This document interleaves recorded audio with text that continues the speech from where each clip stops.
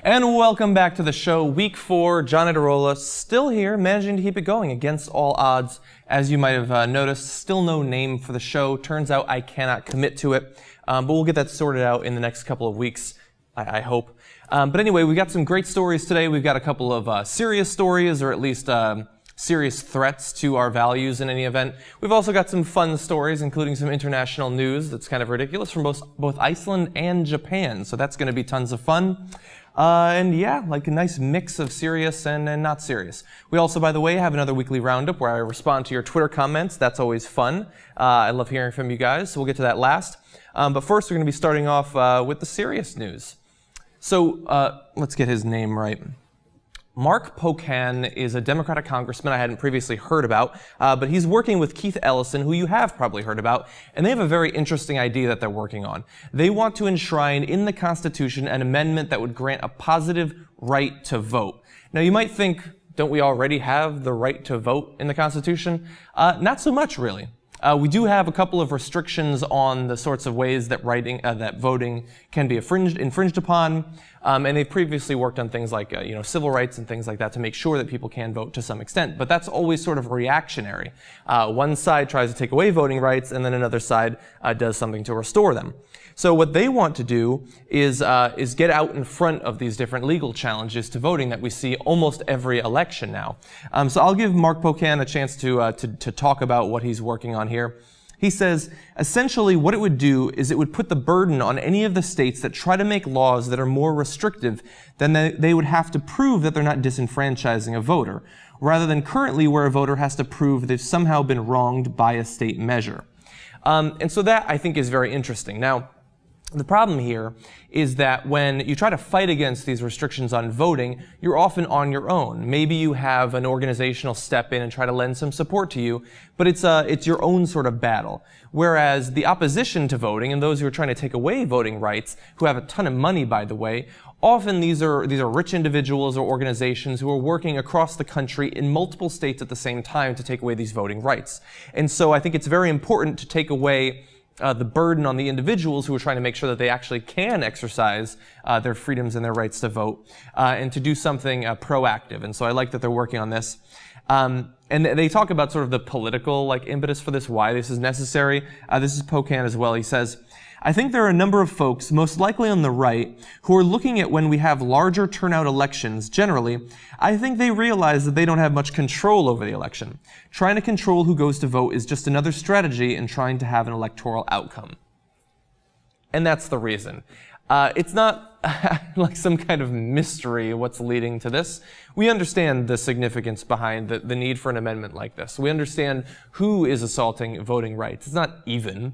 It's not like 1 year it's the Democrats, 1 year it's the Republicans, and they take turns. It's not like in Massachusetts the Democrats are fighting against voting rights, and the Republicans are really they're on the prowl in Utah. No, this is conservatives all over the country. There have been a couple of prominent quotes from high up right-wingers. You've probably heard them before about how they don't want more people to vote. So I'm not going to replay those for you now. But you understand what's going on. You understand that every electoral cycle there's going to be there's a lot of interest in the election this year. So Republicans are going to vote on Tuesday and Democrats are going to vote on Wednesday to make sure that everyone has time to vote. That happens every single time.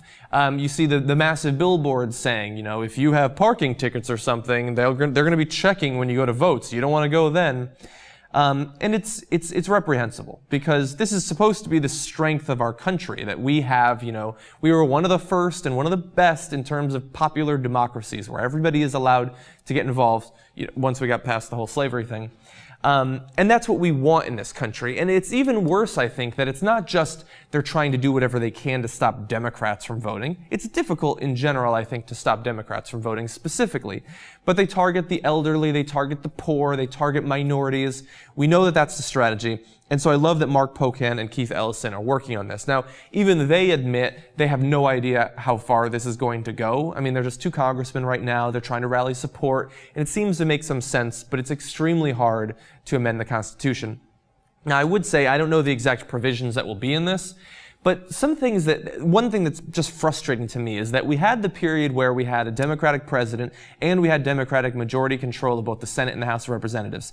And the fact that they weren't able to pass a law making the voting day a national holiday. That just blew my mind because it seems like such an obvious, both good thing just in terms of our values as favoring democracy, as wanting people to be involved, but also politically, for the Democrats' point of view, it seems like a great thing to have those who might not, because of their work environment, be able to get the time off to vote, give them a little bit more time. And it just makes sense from a practical point of view because we've seen how long the lines in some urban voting centers are. So I like that they're working on this. We don't know yet if it will pass, but we'll certainly be watching for that. I think in advance of the next election, something like this is definitely necessary, and so kudos to those two congressmen. So that's some good news to start you off. We also have a Republican congressman making news. It's not quite as good. So we're going to turn next to our old buddy, Louis Gohmert. Louis Gohmert is a congressman from Texas, and recently he was sitting in on a hearing at the House Judiciary Subcommittee on the Constitution and Civil Justice, where there is currently a push going on for a nationwide 20-week ban on abortion. So they had speakers come in to talk about their views. One was a woman named Christy Zink. She was testifying. This is what she said. She was talking about how that bill would have required her to carry to term and give birth to a baby whom the doctors concurred had no chance of a life and would have experienced near constant pain. So what she's talking about there is that sometimes the reason for an abortion is not simply the choice of a woman, as Republicans might like to frame it, but the babies that they're carrying to term have no viability. They can be brought to term, they can be given birth to, but they don't have any brain activity. Maybe they have massive health problems and would not survive after giving birth. Now that seems like the sort of thing that even if you're, just a hard pro-life person, that would, I think, make you think twice a little bit. You might still keep your position, but it would inspire some compassion in you. But not if you're Louis Gohmert, it turns out. So he responded to what Christy Zink was saying with this. I apologize, this is kind of a long quote, but I want you to have the entire context. He says, "Being there in a neonatal ICU, I did see that there was one child there that was missing parts, including a spine." Parts. That seems like an important part. But he says, "And the parents ended up, when it was clear that there was no brain activity whatsoever, there was decisions that they had to make at that point. Mrs. Zink, having my great sympathy and empathy both, I still come back wondering, shouldn't we wait, like that couple did, and see if the child can survive before we decide to rip him apart? So these are ethical issues, they're moral issues, they're difficult issues, and the parents should certainly be consulted. But it just seems like it's a more educated decision if the child is in front of you to make those decisions." No, see, that's not actually what's going on. It's not a decision because you're taking away the decision by banning abortion after 20 weeks. There you're saying, we'll let you make a decision at some point after the baby's already born, after it's illegal to have any sort of abortion.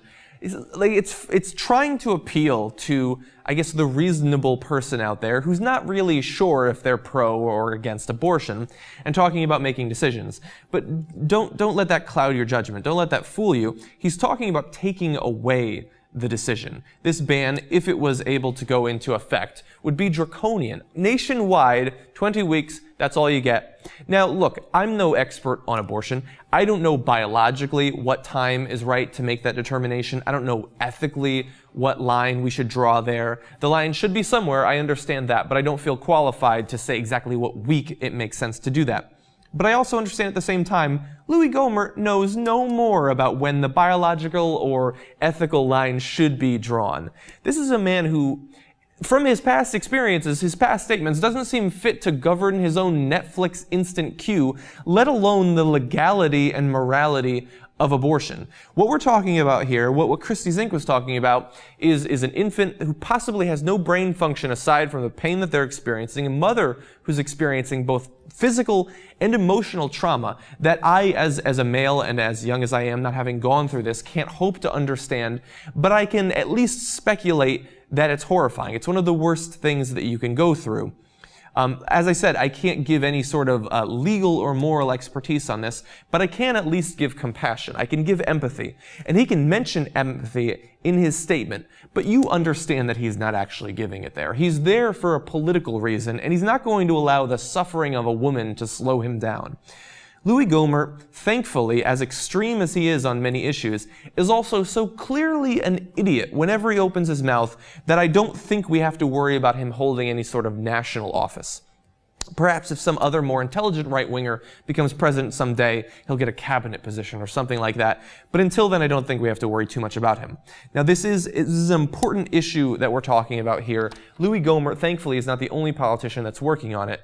But we need intelligent, wise people. That word gets thrown around, but we need people with wisdom working on this. Louis Gohmert is not that man.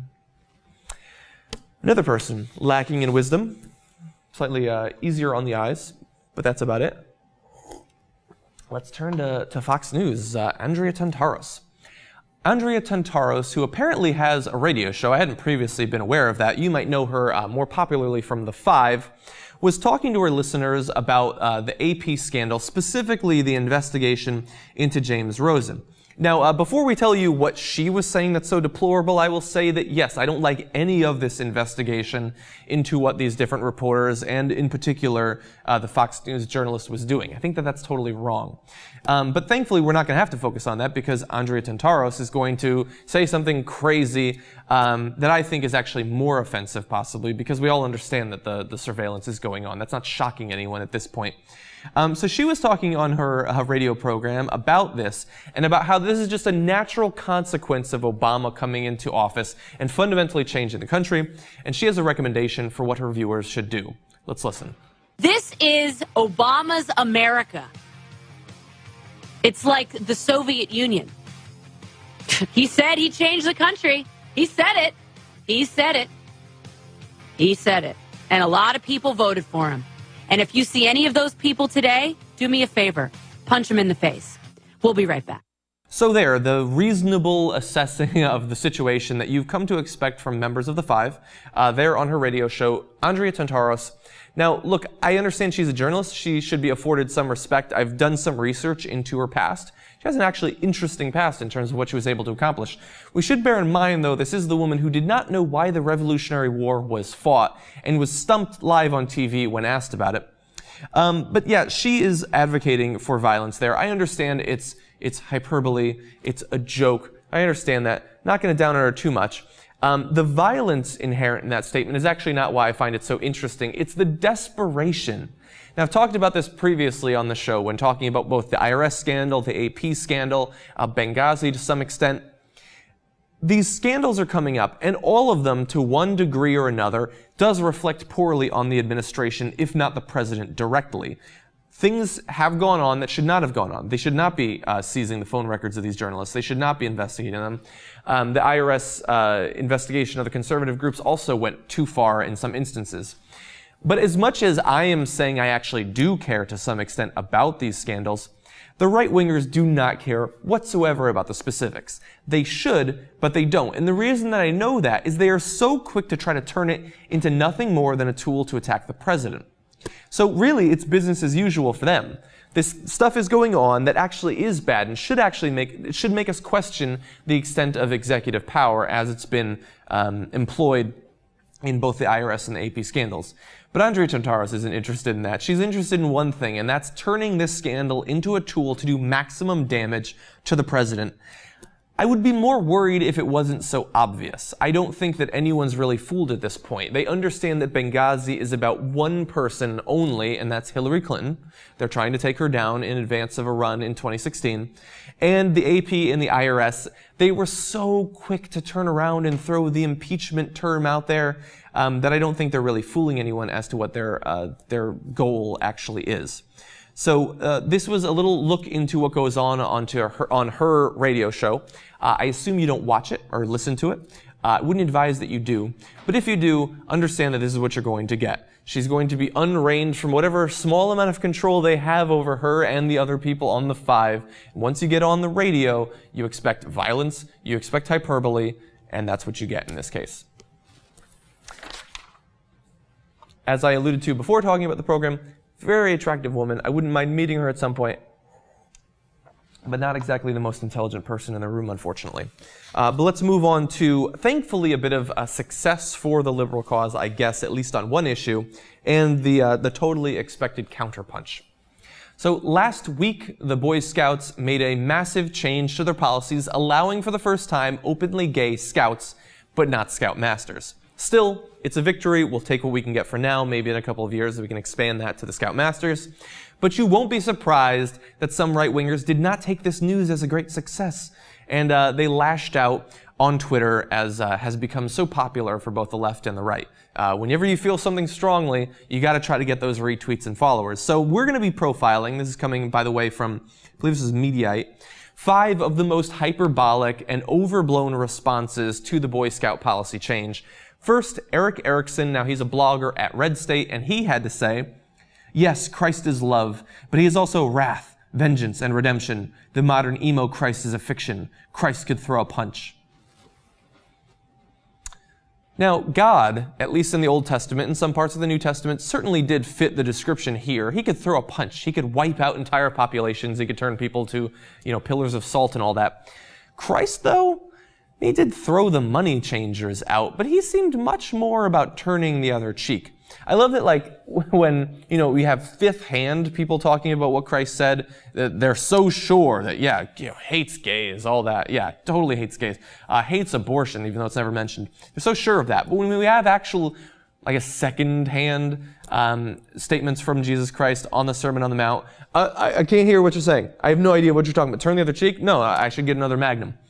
But anyway, this is a weird, look into their view of Christianity. We often attack this side of Christianity, and some reasonable Christians will say, well, you're being unfair, because that's not all of what Christianity is. It's not all homophobia. It's not all hating outsiders and Muslims and things like that. There's more to it. Not if you're Eric Erickson.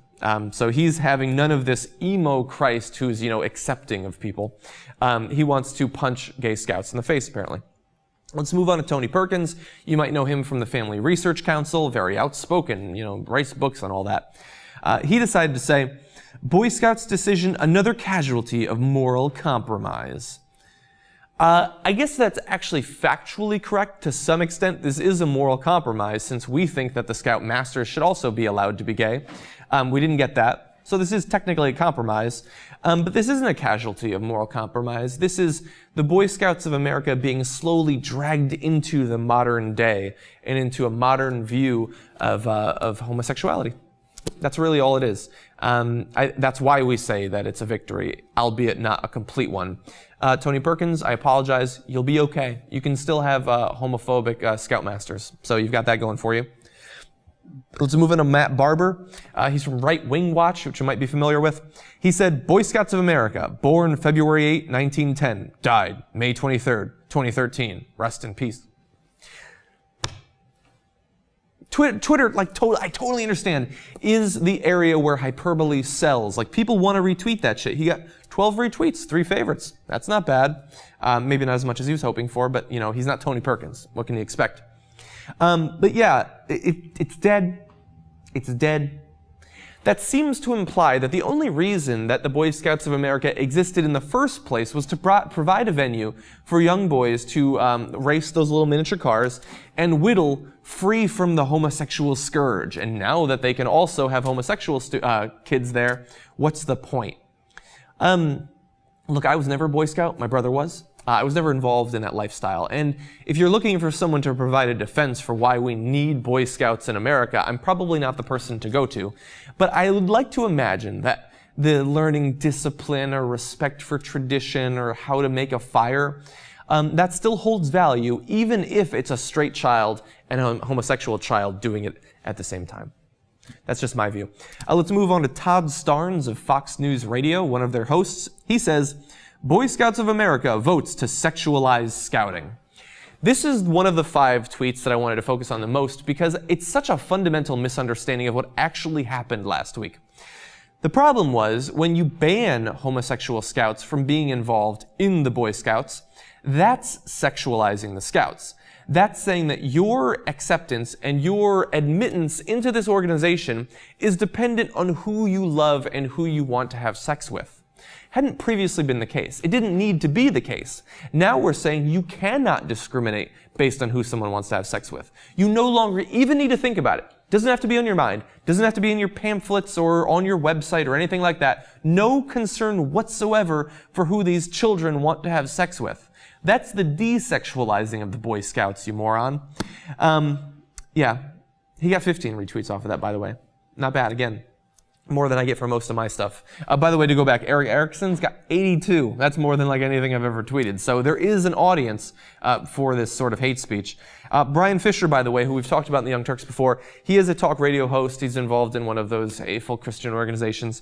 He said, BSA now stands for Boy Sodomizers of America, because that's what will happen. Mark my words. Getting the most out of his 140 characters there. He can't go a week without saying something horrible, and we spotlight him only to remind you that there are awful old white Christians in this country who like nothing more than to discriminate against homosexuals. But once again, as is so often the case, when somebody is speaking out against homosexuality this fervently and this often, it seems like the only natural conclusion to make is that he is obviously gay himself. And I'm going to tell you why based on his 140 characters. That's what will happen. Now that they're allowed in, there has to be sodomy. Now, when I heard that they were allowing homosexual children into this organization, I thought, oh good, they don't need to be discriminated against. They can go whittle or learn how to row a canoe or something. That seems like what they do. But he immediately leaps to the sodomy. He couldn't go one day to just say, well, you know, this is too bad as a Christian, didn't like that group. No. Immediately, his mind leaps to young boys sodomizing each other. This is so often what we see. I don't think that it's a coincidence. I think that to be opposed to this sort of just being involved in the fucking Boy Scouts, you have to have some sort of vested interest. And I think that in this case, at least in terms of Brian Fisher, the vested interest is not wanting to come to grips with his own identity as a homosexual, that he is apparently, since he looks like he's probably 70, 80 years old, he has been holding within deeply for a very long time. But now that the Boy Scouts allow homosexual students, perhaps someday, the love and compassion coming from these Boy Scouts can whittle through your hard exterior, Brian Fisher, and have you come to grips with the sort of person you actually are. So a day of victory for liberals, a day of victory for homosexuals in America. Still more work to be done. Don't let these crazy tweets stop you. So we're going to take a very short break. We're going to come back. We've got some more lighthearted, some more fun stories. Nothing but fun from here on out.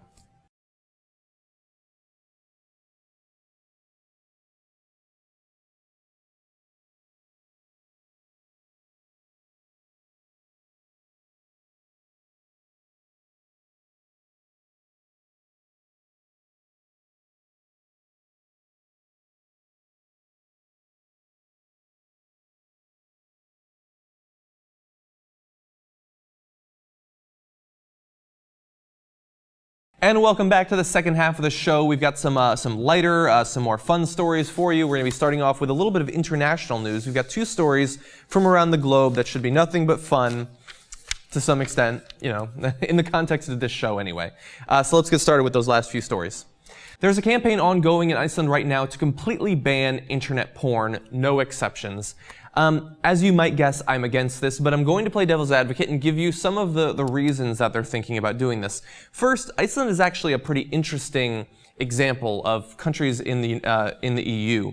So they apparently have, by various measures, the largest gender gap in their society between men and women, which is actually pretty interesting, and I certainly wouldn't have expected it. And perhaps as a result of this, there's an interesting number of pieces of legislation trying to take away some of that gap. So distributing porn has been illegal in Iceland from as far back as 1869, I'm reading here. This is a report in The Guardian. That's pretty interesting. I mean, I don't know exactly how high quality porn was 150 years ago. Maybe it wasn't worth distributing.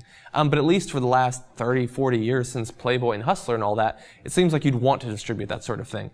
And so if they've been able to actually stop that, you know, kudos to them. That's some pretty hardcore stuff, literally.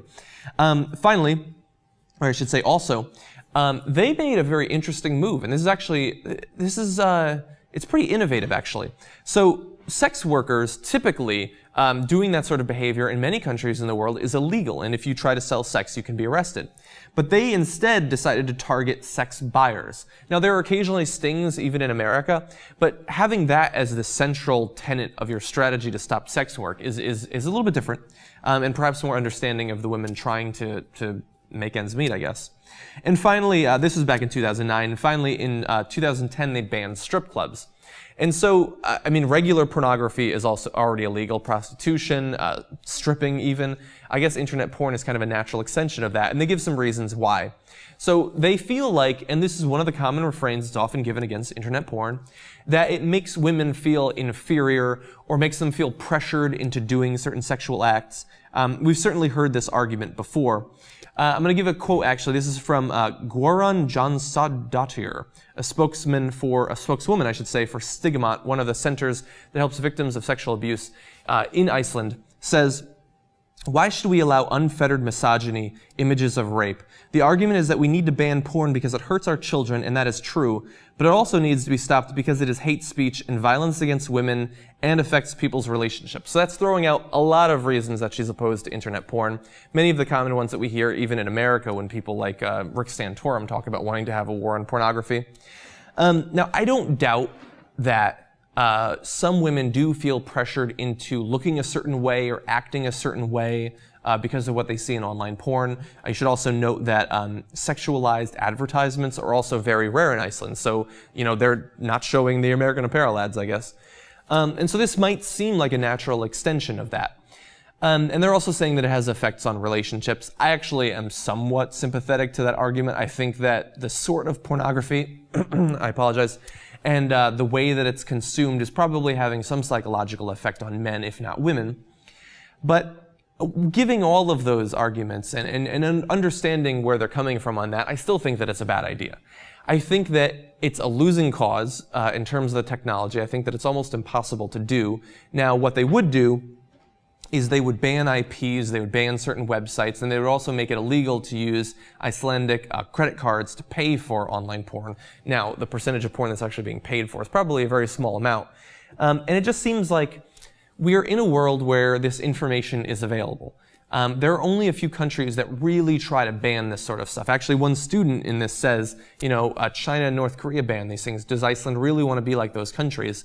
And I don't think that it does. I understand that that you need to protect the women and to some extent the men who are consuming this pornography, but I think there are other ways that you can do that. Education campaigns and things like that. You should certainly work to close this gender gap that they have in this country. But I think that it's just against human nature to ban pornography. We've had pornography since we had self-expression, since we had art. People were drawing naked bodies. And it seems like just because it's online, and it might be a little bit easier in some cases to track, it doesn't make it a wise move for Iceland. I think that you're fighting against the flow of progress. I think that it's against human nature. I don't think that it'll work long term. But I am interested to hear what you guys think about that. Like I said, I understand some of the arguments against pornography. I just think that it's a losing battle, even in Iceland. Let's move to Japan, though. When you think of excess, particularly when you think of food excess, you think of America. We love to make food bigger, greasier, more fried, nastier. You had the double down at KFC. We have like waffle hamburgers and things like that. Like anything you can think of, we will make it in America. But Japan, it turns out, also starting to like the excess when it comes to food. I'm referring here to the debut of the mega potato.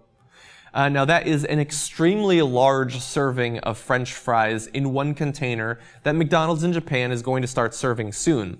Now, for statistics' sake, it's 350 grams of potatoes, and it has 1,152 calories for under $5, which is quite a value, actually.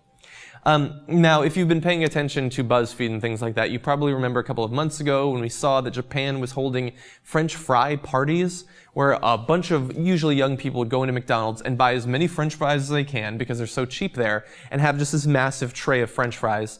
Now, there are a couple of explanations for why they might like to do that. Part of it is they want to feel like they can afford as much excess as in Western countries or like the US or something like that. Maybe it's just, tastes good. And they certainly do. I love those French fries. Now, there's nothing wrong with making the mega potato, I guess. And certainly, if there is an obesity epidemic in Japan, I haven't heard about it. Although it is the influx of Western foods like McDonald's that tends to lead to that in a lot of countries. And we certainly see that when families come from other countries and live in America, within 1 or 2 generations they're just as fat as the rest of us, perhaps because of things like the mega potato. And so Japan, which has typically had a very healthy diet, at least in terms of what I know about it, it's unfortunate that they might be moving in this direction. Certainly free to. I'm not saying that they're not. I expect that if this is a success in Japan, it will almost certainly come to America. It's amazing that we haven't seen a larger size. I remember back in the day, God, over 10 years ago, there was the mega sizing in America. And as a child, I thought that this was amazing. And so when I had money to go and shop at McDonald's, I would always mega size while it was available. But it's certainly not healthy. I think that making these sizes available, while certainly legal, I think that it warps our perception of how much food is normal to eat. Because if that's the very large, then I guess a large is more reasonable. When really, even a small is a lot of greasy, nasty French fries to be eating. So Japan should probably think twice about this. They can do whatever they want. I assume that it will be a success because of their French fry party culture. Anyway, it's just another area where Japan is innovating in very weird ways. So let's move back to America. Big tech juggernaut about to be released. We have to worry about the legal implications. Google Glass is coming at some point this year, we expect, and every week it seems like there's another legal challenge to it. And now we have one that might be coming soon.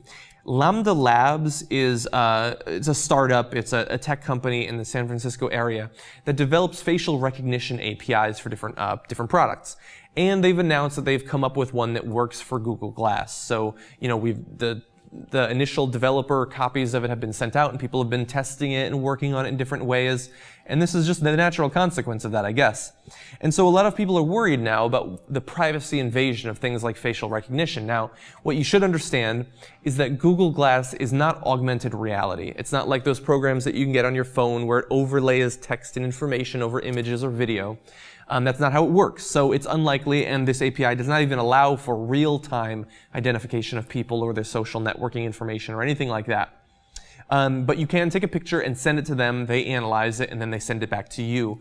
Now, I guess with a fast enough internet connection, that could be a pretty quick turnaround, but it's nothing like the Terminator walking around and seeing the red HUD overlay or anything like that. But that said, while we have Lambda Labs coming out with their API before it's even released, is it that big of a leap to imagine that within 6 months or a year, more real-time facial recognition could be developed? I don't think that that's out of the bounds of reason. It certainly could happen. Now, Steve Lee is the director of project management for Google Glass. He says, "We've consistently said that we won't add new facial recognition features to our services unless we have strong privacy protections in place." Now, that is a PR statement meant to say, look, don't worry, if you guys go crazy about this, and if it's actually illegal in any way, we're going to stop it from happening to the extent that we can. But if it turns out that people want it, and it is legal, who knows? Maybe we'll add it. And understand that these products, all these products, can be at some point jailbroken. So even if Google tries to stop this sort of API from being available and doesn't have it in their app store or whatever it is that they end up having, the possibility that somebody could load it onto it is certainly real. It could certainly happen. Now, I don't know that this is the end of the world. I think that it's easy to imagine, something like Reddit creep shots is going to develop around people wearing Google Glass. And I certainly expect that that will happen. But, I mean, this is the world that we're living in. We go out there and there are more cameras. Our privacy pretty much ends, I guess at our front door. And with the new Xbox One, you don't even have it in your living room anymore. I actually kind of like the Xbox One, but I had to make the joke. I don't think that this is the end of the world. We just have to redefine, I guess, our expectations for privacy and what privacy really means. And in a world where we're so willingly giving out all of our information on Twitter and Facebook and Instagram and Snapchat and things like that, how much privacy can we really expect? And understand that if these facial recognition programs are doing anything, they're linking up to your social media where pictures of you are freely available. If you really, at the end of the day, want privacy, don't put those pictures of yourself online. And then you only have to worry, I guess, about police databases or something like that. That actually does worry me a little bit. Anyway, can't go a week without talking about Google Glass. Can't say that damn word. The Glass is coming. I will be purchasing it, so I'm excited for that. But let's turn to a little bit of community interaction. It's time for another week of the weekly roundup where I respond to some of your Twitter comments, Facebook comments, YouTube messages that I've gotten on my channel. I love hearing from you guys, and this is a chance to talk back in a more public way than just retweeting you, I guess. So the first is coming from Andrew. This is God Emperor Leto. He says, "First woman who? Hillary would be garbage. She's a true politician like the rest. Now, if Elizabeth Warren ran..." Now, this was when I was discussing possible 2016 nominees, I guess. He's not a fan of Hillary. I understand that. During the last election, I was an Obama man, or I should say 2 elections, I guess. I didn't want President Hillary Clinton because she seemed too conservative. I imagine that if anything, she's even slightly more conservative now. I would prefer Elizabeth Warren, I guess, based on what I know now. And when it comes to, the student loan bill that she has and different protections for consumers and things like that, I'm certainly more on her side. I love the rhetoric. I love the way she frames issues. She seems like a very smart woman. And she does, at this point, seem like a true liberal, although understand we don't know nearly as much about her as we do about Hillary Clinton. And maybe she'll run. Maybe during the primary contest we'll find out more. But we also have to bear in mind that we're not simply voting for Hillary, or whatever. It's in comparison to other people. We don't know who else is going to be running. Maybe somebody much more exciting will run. But until then, I have to say that if it's Hillary or a Republican, that's the 2-party system we've got. I'd vote Hillary. That's just my honest opinion. So I don't even know where this tweet came from, but Kevin, LAC in Michigan says, "Is there a double standard with guy on guy versus girl on girl public displays of affection? Can anything be done to nix the double standard?" I think that there is almost certainly a double standard for the vast majority of Americans and probably people around the world. Can anything be done to nix it? Yes, I think something can be done. I think that one of the reasons we're more okay with women on women public displays of affection is because we're more familiar with it. Certainly in pornography, but also at frat parties and things like that. I think also that lesbians feel more comfortable because of the social conditioning that they have to be more open about it. I think that almost naturally, both the male on male and female on female displays of affection will change over time. I think that as gay marriage is more and more legalized, we'll see it more. And that, I think, is the only thing stopping it from becoming more common. Anything is sort of jarring the first time you see it, but then you see it again and again and again, and eventually, I don't have to worry about that. I have to get to work. Like, I can't put any more thought into it. It's the same thing with, like, public nudity. Like, the first time you see it, yeah, it's pretty shocking, but if you see it every day, at some point you don't care anymore, which is why I think, toplessness laws, I think they're perfectly fine for people to be topless, because after a day or two, you don't care. And on the converse, actually, one of our graphics guys went to Iran for an extended period of time, and after a couple of weeks, he said, "Man, I'd see like an ankle and I'd think, ooh, ankle." So these things are malleable, and while I don't like that there's a double standard, I do understand it, but I do think over time it could change. Next, this is a new Twitter account that started that kind of weirded me out a little bit. It's Love John Iadarola, with the name Love for J. Iadarola. "We are now taking applications to date J. Iadarola." And the description is that they're trying to find the right person for me. Now, I think that they're unlikely to have much of an effect on my dating life since they have 9 subscribers so far. But thank you very much for trying to help. Understand that if I ever decide to get back in the dating game, I'm very busy. Don't have a lot of time for it. I actually love my work. It's both my work and my hobby. There's not a lot of time for it. I'll probably do the choosing myself. Although if you want to recommend people, who wouldn't want the help, I guess. Finally, Jeremy Effinger, this is Jeremy Effinger, says, "You play any MMOs these days? If not, got any in the future you're looking forward to?" And he also recommended EVE Online. I have played EVE Online in the past. Unfortunately, it was just too time consuming for me. And while I think it's interesting and I like the way that skills are leveled up and all that, it's just not a game that really stuck for me. Have I played any MMOs these days? I did try out Neverwinter. I also very briefly tried out Defiance. But unfortunately, I have to say at this point, I don't think my life is set up in a way that I can play MMOs. Any game that I play, I have to be able to get in and get out. Sometimes I make way for something like, Dead Island Riptide or Tomb Raider 2, or the new Tomb Raider, Borderlands 2. Something like that I can play in one day and then be done with. But in terms of things that I'm going to play multiple days in a row, I've already got League of Legends. It's very difficult to fit in another game. I miss the days of playing EverQuest and things like that. I did have a lot of fun with that, Lord of the Rings Online more recently, but those games just take over your life and I just don't have time for it right now. So those are the comments from this week. If you'd like to be featured on a future weekly roundup, just feel free to tweet me. And if it's interesting, catches my eye, I'll include it. Love hearing from you guys. It's one of the most fun parts of my job. So anyway, that is, unfortunately, all the stories I've got for this week. I know the show is a little bit late. You know, we had the Memorial Day weekend, and unfortunately I had a lot of work built up that I had to get to first. But I love getting back in the studio to do these stories. They're stories that I don't often get to do on 2ITU, the Common Room. Sometimes when I fill in on the main show, but then it's a panel, so it's a little bit different vibe. Anyway, those were all fun. If you have suggestions for things you'd like to see covered on the show, I'm always open for suggestions, mainly on Twitter, although of course you can comment on one of these videos on YouTube. And until then, I'll see you next week on another episode of my show.